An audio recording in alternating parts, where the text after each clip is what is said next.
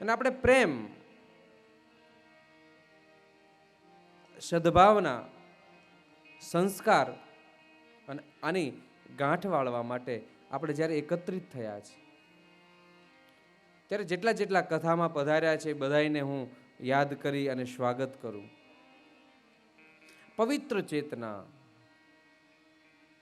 મને લાગે કે આ સમાજમાં જેમ શરીરમાં બે આંખ્યું હોય એમ સમાજમાં બે નિષ્ઠાના, શ્રદ્ધાના કેન્દ્રો હોય. અને ખાસ કરીને જ્યારે હું રબારી સમાજની વાત, આમ તો વ્યાસપીઠને તો કોઈ સમાજ સાથે લેવા દેવા નહીં, વસુદેવ કુટુંબકમની જે ભાવના હોય, બધા જ મારા છે અને હું બધાયનો છું, એને જ ભાવના હોય એને વ્યાસપીઠ કહેવામાં આવે છે. હું જ્યારે વ્યાસપીઠ ઉપર બેઠો છું ત્યારે બધા મારા છું. આ દેશની પવિત્ર પરંપરા રહી છે વસુદેવ કુટુંબકમ. આખી દુનિયા, આખો દેશ, બધા જ મારો પરિવાર છે. અને પરિવારની યાત્રા કરવા માટે નીકળ્યા છીએ ત્યારે સાધુ તરીકે ખૂબ ખૂબ રાજીપો. હોવાજી ખૂબ ખૂબ ધન્યવાદ આપો. આમ તો વખાણ કરવા એ સાધુના કામ નથી ને વખાણ કરીને કઈ લેવું નથી, હું તો દેવા માટે આવ્યો છું. પણ હું તમારી ચેતના, પવિત્ર ચેતના જ્યાંથી ચાલી ત્યાંથી વંદના કરવાનું મને મન થાય, એટલા માટે કે જે ચેતનાએ કેટલા ભજન કર્યા હશે. આપણે ઈશ્વરના દર્શન કરવા હોય તો રાફડા ચડી જાય એટલું ઈશ્વરનું ભજન કરીએ, છતાં ઈશ્વરના દર્શન ન થાય, અથવા થાય તો ક્યારેક આપણને પાડી દે. દાખલો આપું આપને, સાહેબ વિશ્વામિત્રએ ઈશ્વરને કેટલું ભજન કર્યું, કેટલું ભજન કર્યું સાહેબ. આ ધર્મશાસ્ત્ર એમ બોલે કે ઇન્દ્રાસન ડોલવા માંડ્યું, ઇન્દ્રને ડર લાગવા માંડ્યો. અને ડર લગભગ ઇન્દ્રને જ લાગે. ઇન્દ્ર એટલે ઈર્ષા. કોક સારું કામ કરે ને તમારા મનમાં જો કંઈક જીવ બળે તો સમજવાનું કે ઇન્દ્રની સ્થાપના થઈ. ઇન્દ્ર એટલે ઈર્ષા આપણા જીવનમાં હોય અને એનાથી હું તમે કોઈ મુક્ત નથી. અને જે મુક્ત હશે તો એની પેઢીમાં પુણ્ય વધ્યા હશે, એ મુક્ત હશે. મુક્ત હોય ન હોય એવું નથી. આ ધરતી ઉપર તો કેટલાય ફણીધર ને મણિધર પડ્યા સાહેબ, એની તો તમે ક્યાં કલ્પના, હું તમે તો જાણતાય નથી. પુણ્યમાં પાશેરે નથી આપણે. અમારી ભાષા બરાબર સમજાય છે ને સૌરાષ્ટ્રની? વાંધો નથી આવતો ને? એટલે સૂચન કરજો એટલે આપણે ફેરફાર કરીએ. આ પવિત્ર ધરતીમાં કેટલાય ફણીધર ને મણિધર પડ્યા છે, પણ શરત એટલી મારા ને તમારા જીવનમાં દ્રષ્ટિ આવી જાય જોવાની. વિશ્વામિત્ર કેટલું તપ કર્યું સાહેબ, હું વાત એ કરતો. ઇન્દ્રાસન ડોલવા માંડ્યું. ઇન્દ્રને એમ થયું કે આ વધારે તપ કરશે તો ઇન્દ્રાસન ઉપર કબજો લઈ લેશે, અને મેનકાને મેકલી સાહેબ એને. કદાચ રંભાઈ હશે, મને યાદ નથી. મેનકાને, અને એક મેનકા, મેનકા એટલે કામ. જીવનમાં કામ આવી જાય એટલે રામ અને કામનું દૂર છેટું થઈ જાય, દૂર થઈ જાય એકબીજાથી. અને ઈશ્વરનું દર્શન ચૂકી ગયો મહાપુરુષ વિશ્વામિત્ર. તો તમને એવું નથી લાગતું કે વિશ્વામિત્ર કરતા આપણે વધારે ભાગ્યશાળી છે? હરતા ફરતા દર્શન થાય આ પવિત્ર ચેતનાના, એટલું નહીં પણ મને તો હજી એ શ્રદ્ધા છે, મને હજી એ વિશ્વાસ છે અહીંની આ પવિત્ર ધરતી ઉપર, પવિત્ર મહારાજના પવિત્ર સ્થાન ઉપર, અહીંની ધજાઓ ઉપર, અહીંના ભુવાજીઓ ઉપર, કે સાહેબ હજી 7 દિવસ આપણે બાકી છે. 7 દિવસમાં તો મારો ગોગો કેટલી વાર તમારા સામે દર્શન દેવા હાલી ચાલીને આવશે. પણ દર્શન કરવા માટે જ્યારે સામે બેઠો હોય ત્યારે મારા ને તમારા જીવનમાંથી કામ, ક્રોધ, મોહને, લોભને દૂર કરજો. એટલા માટે કે આ દર્શન કરવા માટે મુનિઓએ કેટલા વર્ષો તપ કર્યા અને છતાંય નથી મળતા. પણ આ પવિત્ર ચેતનાના તપના હિસાબે તમને એક દર્શન થઈ જાય, એક ઝાંખી થઈ જાય તો મારા તમારા જીવનને શુદ્ધ અને દિવ્ય બનાવજો. બહુ સરસ છે, બહુ સારું છે. ઈશ્વરની ચેતના જ્યારે આપણા હૃદય સુધી આવી, ઘર સુધી આવી, આપણે ભાગવત તરફ વળીએ. આ પવિત્ર ગ્રંથ શું બતાવે છે? પરીક્ષિત રાજાની એક વાત આમાં આવે છે. આપણે બધાના દર્શન આવતીકાલથી શરૂઆત વ્યવસ્થિત કરીશું, પણ ધર્મગ્રંથ જ્યારે શરૂ થાય ત્યારે ધર્મગ્રંથનું મહત્વ સમજાવવામાં આવે કે આ ધર્મગ્રંથ કેવો હોય અને શ્રોતા કેવો હોય. વક્તા તો બરાબર, વક્તાના ગુણ પણ બતાવ્યા કે કોણ ધર્મશાસ્ત્ર કોણ બોલી શકે, એમાં કેટલા ગુણ હોવા જોઈએ, અને કોણ સાંભળી શકે અને એમાં કેટલા ગુણ હોવા જોઈએ.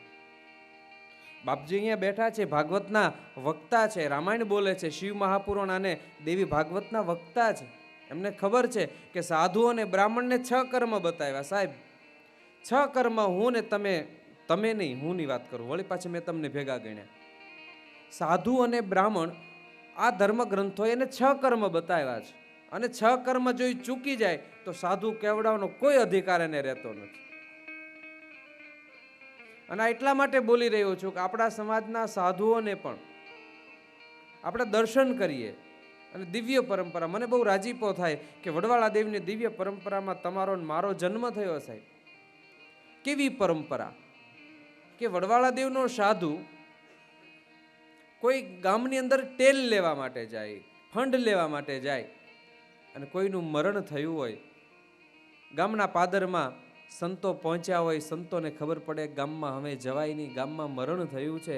એક સાધુ બીજા સાધુને કહે અમે તો પાછું ન વળાય. તો કે કેમ? તમે વડવાળા દેવનું ભગવું પહેર્યું અને જો પાછા વળી જાય તો મારું આ ભગવું લાજે, અમે પાછું ન વળાય, આગળ ડગલા દેવાય. પણ શું કરીએ આગળ જઈને? બીજું તો શું કરી શકીએ? પણ આપણામાં જો આપણા ઈષ્ટદેવ પ્રત્યે શ્રદ્ધા હોય, વિશ્વાસ હોય, પ્રેમ હોય, તો ઈશ્વર પ્રત્યે શ્રદ્ધા રાખીને જેની નનામીમાં બેઠો છે ને એને બેઠો કરાય ને તો તમે સાચા સાધુ કહેવાય. અને સાહેબ એવા કેટલાય દાખલા પવિત્ર પરંપરાના કે માથે હાથ મૂકી દે નનામીમાંથી તો મળદા બેઠા કર્યાના આજે દાખલા. સાહેબ વર્ષો પહેલાની આજની વાત કરું છું. આ સંત, અને આમે સંત માટે કહેવાયું સંત ન હોત સંસાર મેં અને જલીન જાત બ્રહ્માંડ પર જ્ઞાન કેરે ઠામશે. પૈસાથી નહીં. સાધુ અને બ્રાહ્મણનું પહેલું કર્મ દાન લેવું. તમને એમ થશે કે બાપુએ આવીને સીધી લેવાની જ વાત કરી. પહેલું કર્મ ભુવાજી એ છે સંતોનું કે દાન, સંતો અને બ્રાહ્મણોનું કે દાન લેવું. પછી દાન લઈ લઈને તિજોરી ભરવાની નહીં, ક્યાંક દાન કરવું પણ ખરું. બીજું કર્મ છે દાન દેવું. અને ખાલી ખાલી બેંક બેલેન્સ વધાર્યા કરીને રૂમની તિજોરી ભર્યા કરીએ ને તો મારો રામ રાજી નો રહે. પહેલું કર્મ છે સાધુ અને બ્રાહ્મણનું દાન લેવું. બીજું કર્મ છે દાન દેવું. ત્રીજું કર્મ વિદ્યા ભણવી. આ સાધુ અને બ્રાહ્મણોએ વિદ્યા ભણવી જોઈએ.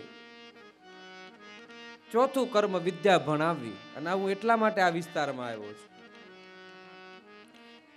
કે આ પવિત્ર સમાજ વર્ષોથી સમાજની બે આંખો છે, ગોગા મહારાજ ને ઈષ્ટદેવ વડવાળા, એને તમે માનતા આવ્યા છો. પણ ક્યારેય તમે તૃપ્તિનો અનુભવ નથી કર્યો કે સત્સંગમાં.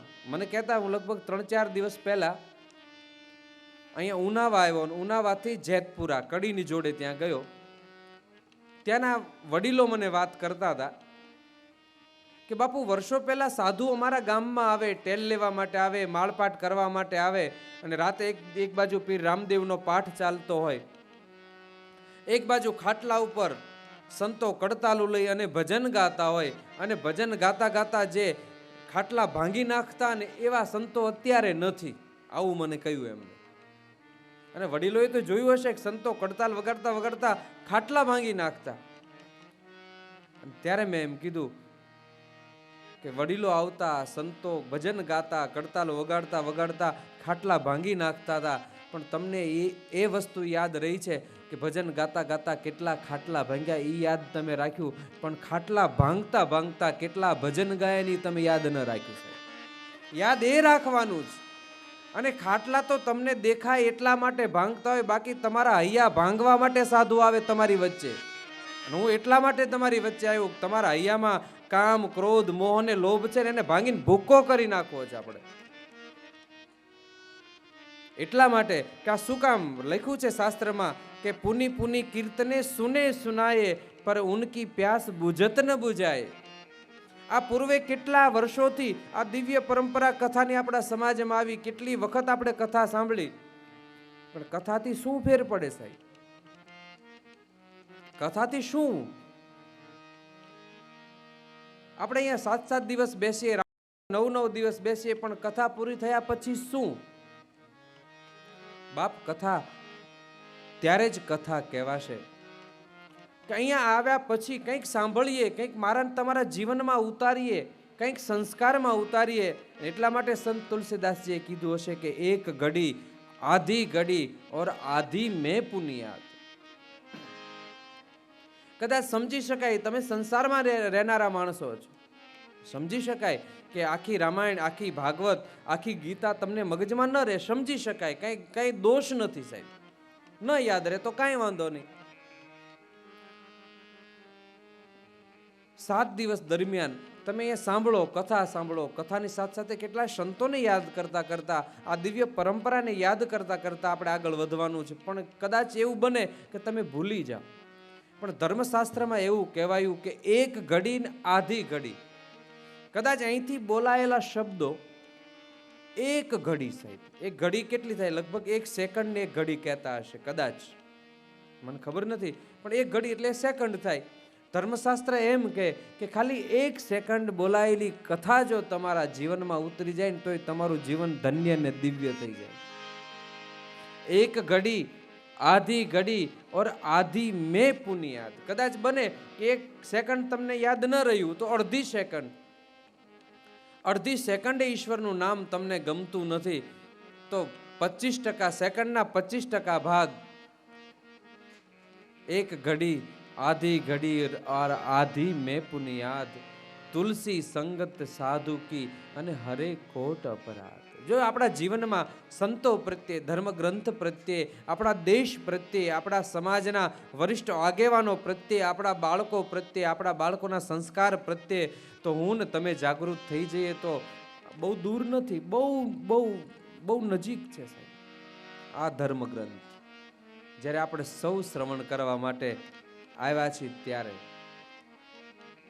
આપણા ઉપર ગુરુ મહારાજની એટલી કૃપા ઉતરી હશે. હું જ્યારે કથા શરૂઆત કરીએ, કથાના કહીએ એના પહેલા મને મારા ગુરુ યાદ આવે.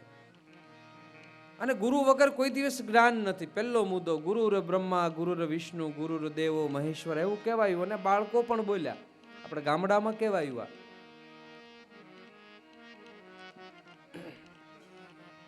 ગુરુ વગર જ્ઞાન નથી. અને ગુરુ એને કહેવાય. ઘણી વખત અત્યારના જમાનામાં બહુ મુશ્કેલી વાળું કામ છે સાહેબ. ગુરુ કોને કહેવો? ગુરુ એટલે શું? સાધુ એને ગુરુ કહેવાય? સફેદ કપડા માથે પાઘડી બાંધે એને જ ગુરુ અથવા સંત કહેવાય? આ જમાનામાં વિટંબણા વાળો સમય છે કે સાચો સાધુ કેવો કોને? અને વર્ષો પહેલા આપણા સંતોને ખબર હશે એટલે એક ભજનની કડીમાં એમ કીધું છે કે શીલવંત સાધુને વારે વારે નમીએ પાનબાઈ.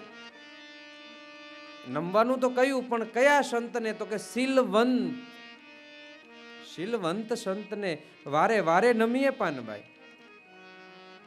પણ સાચો સાધુ કોને કહેવા? આ જમાનામાં બહુ મુશ્કેલી વાળું કામ છે. કોને સાધુ કહેવા? સફેદ કપડા પહેરે, ભગવા કપડા પહેરે, માળાઓ હાથમાં લે, રામસાગર હાથમાં લે, કોને સાધુ કહેવા? અને ત્યારે એક સરસ મજાના સાધુએ એમ કહ્યું કે શાંતિ પમાડે અને તેને સંત કહીએ, એના દાસના દાસ થઈને રહીએ.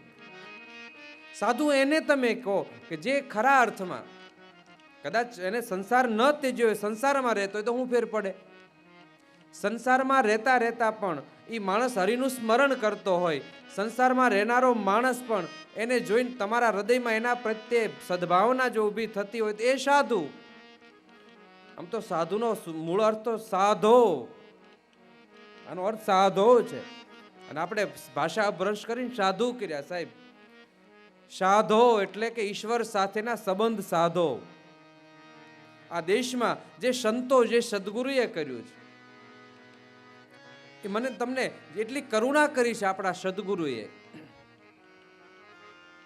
એટલા માટે ભજનમાં કહેવાયું કે તમે તરો તો અમે તરીએ. હે ગુરુ તારો પાર પાયો ઇન પાયો પાયો પૃથ્વી ના માલી તરો તો એ અમે તરીએ પૃથ્વીના માલી તમે રે તરો તો અમે તરીએ હોજી. શિષ્ય સદગુરુ પાસે એક નાનું વાક્ય મૂકે છે. સદગુરુ કોને કહેવાય? તો કે પૃથ્વીના માલિક. અને તમે તરો તો અમે તરીએ. અને બીજી કડીમાં એટલું સરસ મજાની વાત લખી સંતોએ. ધીરે સંતો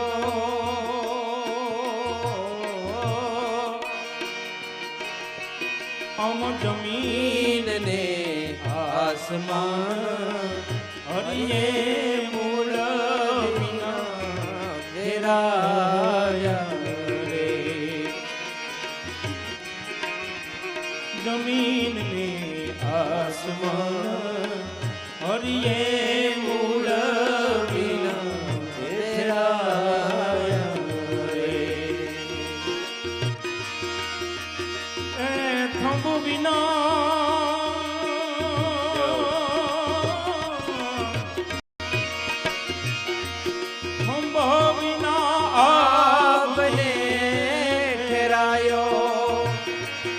ઠેરાયો ઠેરાયો પૃથ્વીના માલિક તમે રે તરો તો એ અમે તરીએ. વાલા તમે રે કરો તો અમે તરીએ કેવી સરસ મજાની વાત કે તમે તરો તો અમે તરીએ. હવે પોતે ડૂબી જતો એ આપણાને બચાવે શું? મને ને તમને તારી એ ગુરુ શકે કે પોતે તરે ને મને તારે. સાહેબ, અત્યારે ધર્માંતરની પ્રવૃત્તિ ચાલે. આ ધર્મમાંથી આ ધર્મ, આ ધર્મમાંથી આ ધર્મ, લાલચ, લોભ, ઈર્ષા. અને બીજી એક નમ્ર વિનંતી, કથા ચાલે ત્યાં બની શકે તો પ્લીઝ ત્યાંથી દર્શન કરી લે તો.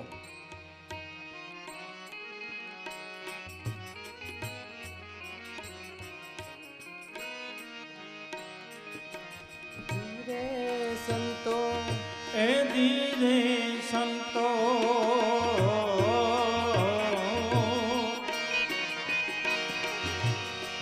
સુન રે શિખર પર એક અલખનું એ અખાડું રે ધીરે સંતો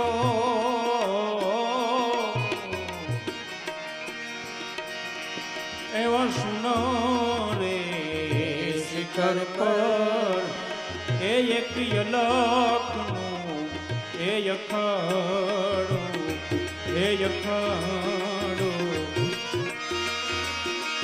એ વર્ષે ત્યાં એ વર્ષે ત્યાં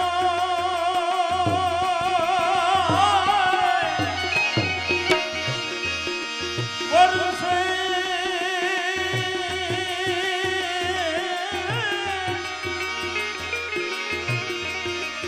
એ વર્ષે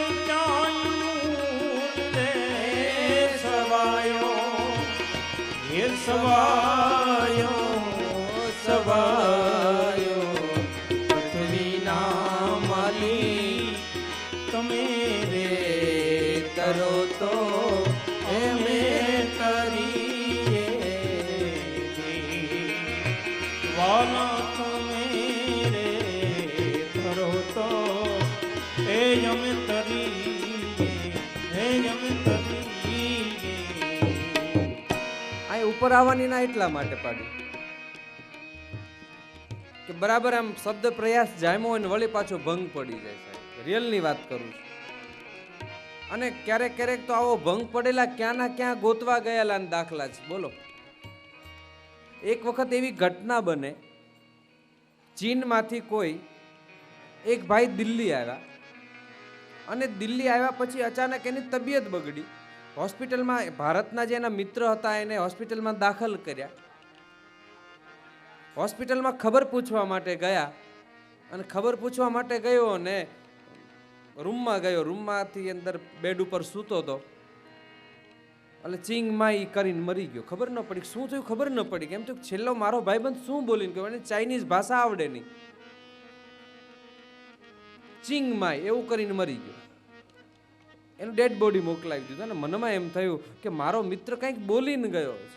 શું બોલ્યો એ જાણવા માટે એ માણસ છેક સાંઘાઈ ગયો, ચીનમાં ગયો કે મારા મિત્ર એ મરતા મરતા કંઈક બોલ્યો, પણ શું બોલ્યો મને ખબર ન પડી. ત્યાં જ ગયો, ત્યાં જઈને બોલ્યો કે આ ચિંગમાઈનો અર્થ શું થાય? એટલે ચીનાએ એમ કીધું કે આનો બીજો અર્થ કાંઈ નથી થતો, પણ તારો પગ મારી ઓક્સિજનની નળી ઉપર છે એ આઘો લે એમ થાય. બોલો, ખબર કાઢવા આવ્યો ટાળી દીધો. એટલે આમાં એવું થાય કે બરાબર મારો ઓક્સિજન જામ્યો હોય અને તમારો પગ ઉપર આવી જાય, સીધો ચિંગમાઈ થઈ જાય મારું પણ. એટલા માટે સાહેબ, કારણ કે તમે શ્રવણ કરવા આપણે સૌ એકત્રિત થયા છીએ, આપણે અહીંથી કંઈક લેવું છે. વાત એ કરતો કે તમે તરો તો અમે તરી, આમ ધર્મ સંસ્થાનોના સંતોએ કહ્યું. અને આપણા દેશમાં તારવાની વૃત્તિ બહુ આવી. જ્યારે જ્યારે હું અને તમે ગોગા મહારાજના મંદિરમાં જાઓ, બીજા મંદિરોમાં જાઓ, તો પાઘડી ઉતારીને એમ કે હે મારા ઈશ્વર તું મને તારજે. સાહેબ, ધર્માંતરની પ્રવૃત્તિ આ દેશમાં બહુ શરૂ થઈ. અને ભુવાજી બને એટલો હું પ્રયાસ કરું છું કે સંસ્કૃતમાં જવું જ નથી મારે, એટલા માટે કે મારે તમારી સાથે વાત કરવા માટે આવ્યો છે. એટલા માટે સંસ્કૃત આપણે ક્યાં સમજવાના. મારી ચોપાઈ હું લઈ લઈશ જ્યારે આવશે ત્યારે, પણ આપણે તો વાત કરવા માટે મળ્યા, સંવાદ કરવો છે મારે તમારી જોડે. સાધુનું કામ તો સંવાદ કરવાનો છે મારે. તમારે એકબીજા સાથે સંવાદ કરીને ભેટાવે એનું નામ સંત. તારવાની વૃત્તિ. સાહેબ, વર્ષો પહેલા એવું હતું કે ક્રિશ્ચિયનો અથવા બીજા કોઈ ધર્મીઓ, વિધર્મીઓ, હિન્દુ ધર્મના ગરીબ માણસોને, ગામડાના ભલા ભોળા લોકોને છેતરી અને લોભ અને લાલચ આપીને એના ધર્મમાં પરિવર્તન કરે. અને બન્યું એવું કે કોઈ ગામમાં આવી પરિવર્તનની પ્રવૃત્તિ ચાલે. ક્રિશ્ચિયનના કોઈ ફાધર હશે, એ ગામડાના ભલા ભોળા માણસોને ભેગા કર્યા, એને એમ કહ્યું કે તમે ઈશ્વરને શું કામ માનો છો? તો કે તરવા માટે. અને આપણે ઈશ્વરને એટલા જ માટે ને, મને તમને મોક્ષ અપાવે એટલા માટે ઈશ્વરને ભજીએ. શું કામ માનીએ ઈશ્વરને? તો કે તરવા માટે. અને પછી દાખલો આપે. ગામડાના માણસોને ભેગા કરે, એ કુંડીની અંદર પાણી લે, અને પાણી લીધા પછી એમ કે તમે કયા ભગવાનને માનો? લગભગ આપણે હનુમાનને લગભગ બધા માનતા હશું. કોઈ એવો વર્ગ નહીં હોય કે હનુમાનને નહીં માનતો. હિન્દુ ધર્મી. હનુમાન વગર આપણું જીવન શક્ય જ નથી. અતુલિત બલ ધામમ હેમ શૈલાભ દેહમ. હનુમાનને માનીએ તો કે હનુમાનની મૂર્તિ લઈ આવો. હનુમાનની મૂર્તિ લાવ્યા, એક કુંડીની અંદર પાણી ભર્યું છે, અને ફાધરે એમ કહ્યું કે તમારા હનુમાનને આમાં પધરાવો. કુંડીમાં પધરાવો એટલે લગભગ મૂર્તિ પથ્થરની જ હોય અથવા ધાતુની હોય, મૂર્તિ ડૂબી ગઈ. ગામડાના ભલા માણસોને પેલો માણસ સમજાવે કે જે દેવ પોતે ડૂબી જાય તમને હું તારશે? તમને નહીં તારી શકે આ, કારણ કે ખુદ ડૂબી જાય છે. તમે જોજો, તલાવમાં તમે નાવા જાઓ, ઊંડા પાણીમાં વહી જાઓ, અને તમને તરતા ન આવડતું તો આપણે ડૂબવું જ પડે. બીજો કોઈ ઓપ્શન નથી. નો ઓપ્શન. ડૂબવું જ પડે. ફાધરે એમ કહ્યું કે જે ભગવાન પોતે ડૂબી જાય તમને કેવી રીતે તારશે? અને પછી ક્રોસ બતાવ્યો. સાહેબ, એનો ક્રોસ તમે જોયો, એને ખબર કે ક્રોસને પૂજન કરે, અને લગભગ લાકડાનો હોય. એ પાણીમાં, અને લાકડું તો પાણીમાં તરે. એમ કીધું કે આ મારો ગોડ છે, આ મારો ઈશ્વર છે, આને પાણીમાં નાખું, જો આ તરે છે ને તમને તારશે.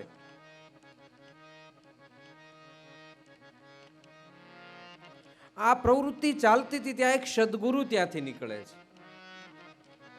અને સદગુરુ જ્યારે નીકળે એને ખબર પડી કે આ ધર્માંતરની પ્રવૃત્તિ અહીંયા ચાલી રહી છે. અને ત્યારે સાધુએ એમ કીધું કે ઉભા શું કરો છો? તો કે અમે ધર્મ પરિવર્તનની વાત કરીએ. આપણા હિન્દુ દેવતાઓ તો પાણીમાં ડૂબી જાય છે. એ આપણને તારી નહીં શકે. અને ત્યારે સાધુએ એમ કીધું કે ભાઈ હિન્દુ ધર્મમાં પાણીને પવિત્ર ગણીએ, પણ પાણી કરતાંય વધારે પવિત્ર આપણે અગ્નિને ગણીએ. તમે જોજો, આપણું બધી વસ્તુ જોઈએ, 4 ફેરા ફરીએ તો અગ્નિની સાક્ષીએ ફરવા પડે. યજ્ઞ કરીએ તો યજ્ઞની આહુતિ એની અંદર આપણે આપવી પડે. કંઈક કરીએ તો દીવો પ્રજ્વલિત કરવો પડે. એટલે અગ્નિ સિવાય મારું તમારું જીવન શક્ય નથી. કે અમે હિન્દુ ધર્મી છીએ, આપણે તો અગ્નિને માનનારા માણસો. મહારાજે કીધું એક કામ કરો, એ કાંઈ ભઠ્ઠી હળગાવો, મોટો ચૂલો હળગાવો, એમાં તમારા દેવને નાખો ને અમારા હનુમાનને નાખો, ને જે અગ્નિ પરીક્ષામાં પાસ થાય એ સાચો દેવ. તમે ખબર છે, ક્રોસ તો બળીને ખાખ થઈ જાય સાહેબ. ક્રોસ થોડા એની અંદર અગ્નિમાંથી બહાર આવે. અને સાહેબ આપણા દેશમાં હિન્દુ ધર્મમાં અગ્નિ પરીક્ષાઓ બહુ આવી છે. બહુ અગ્નિ પરીક્ષાઓ લીધી છે આપણે. મને ગમતું નથી એ વાત કરવી, પણ જ્યારે આ દેશની સન્નારી ઉપર જ્યારે યાદી વ્યાધિની ઉપાધિ આવી, ત્યારે આ પુરુષ વર્ગે એના ઉપર અગ્નિ પરીક્ષા લીધી સાહેબ. માં જાનકીની પરીક્ષા આ પુરુષ વર્ગે લીધી ને સાહેબ. એમાં હું તમે જ ને.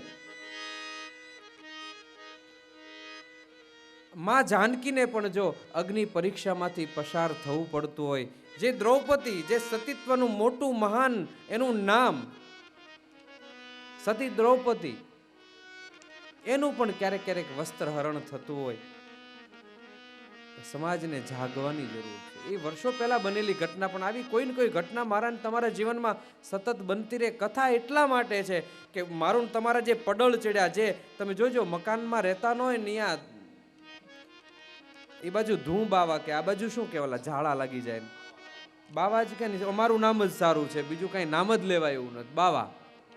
અને પછી વળી બાવાને પાડે. એટલે બાવા એટલે બાવાનો અર્થ બહુ સારો ને સાચો છે. અમે તો સંત છીએ, અમે તો સાધો છીએ, બાવા નથી. બાવાને તો પાડજો, ઘરમાંય પાડજો ને સમાજમાંય પાડજો. અને રામાયણમાં લખ્યું કે સરળ સુભાવન ન મન કુટિલાઈ, અને યથા લાભ